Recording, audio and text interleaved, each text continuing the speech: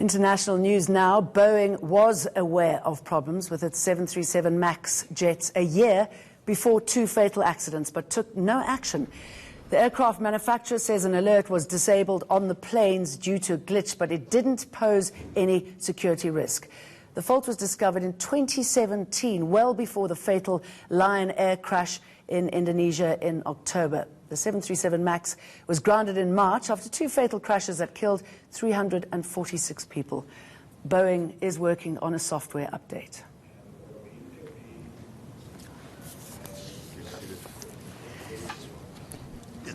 The International Criminal Court has reversed an earlier decision on Sudan's Omar al-Bashir. It's decided not to refer Jordan to the Security Council for failing to arrest Bashir during his visit to Amman in 2017. Bashir is currently in prison in Khartoum after he was overthrown in April. He is the subject of two ICC arrest warrants over his alleged role in war crimes, including genocide in Sudan's Darfur province. Sudan's interim government says it'll try Bashir there and won't hand him over to the ICC.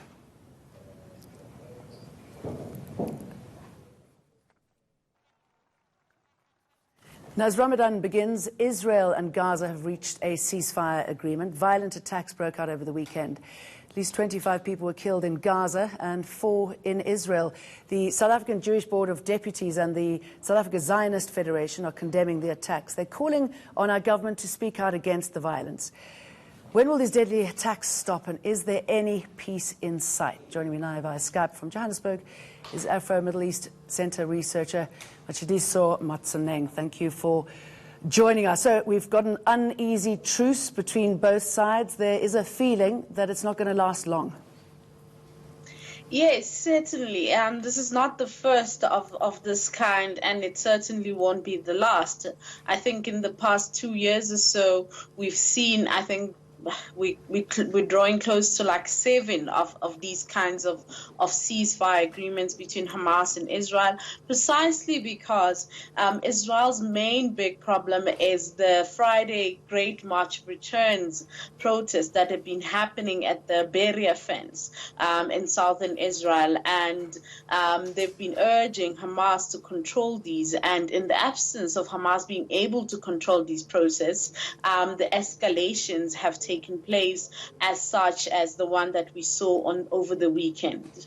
Now, how do we ever get back to the negotiating table? I mean, you've got Hamas saying that, they're living under siege, there's no reason for them to live, everything's been taken away from them, there are no jobs. They've Israelis on the other side who are petrified about the rockets that Hamas fires. So, I mean, they both have strong points. How do you meet in the middle?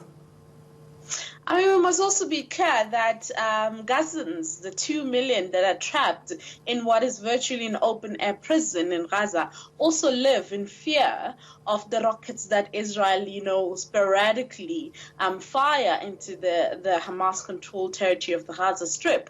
We know also that the blockade has now entered its 11th year, and Israel has not taken any steps to make the lives of the Gazans any better. The water isn't safe. The human conditions are terrible, to the point where the UN itself has issued out a warning that by the year 2031, Gaza will be uninhabitable.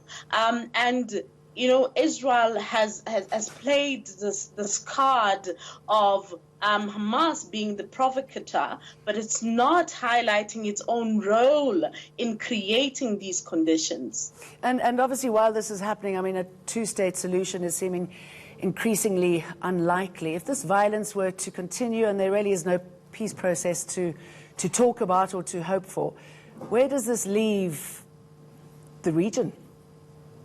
I think with most key players in the region, such as Saudi Arabia, Egypt, Qatar, etc., are looking to what the so-called Trump deal of the century is going to bring to the table. I mean, we know since 2014, for example, there has not been a proper peace process. There's virtually no peace process that is currently taking place. The Trump so-called deal of the century has been heavily biased insist on the Israeli side, since the Palestinians boycotted their participation in the process after the 2017 U.S. announcement on Jerusalem.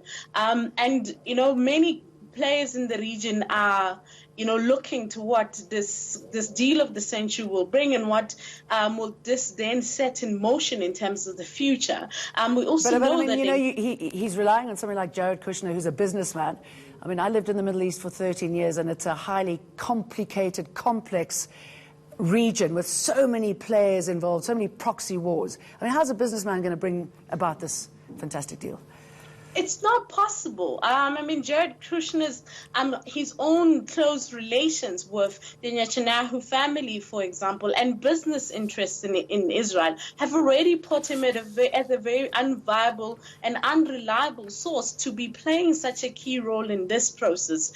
And it's definitely not going to be a deal that favors, for example, a two-state solution for both Israel and Palestine. And it will definitely not grant, not land very favorably among Palestinians and many other people in the region itself. What the people think on the one side and what many of the governments in the region have been doing behind closed doors is also a key factor in how this deal will be accepted or not accepted regionally. Thank you.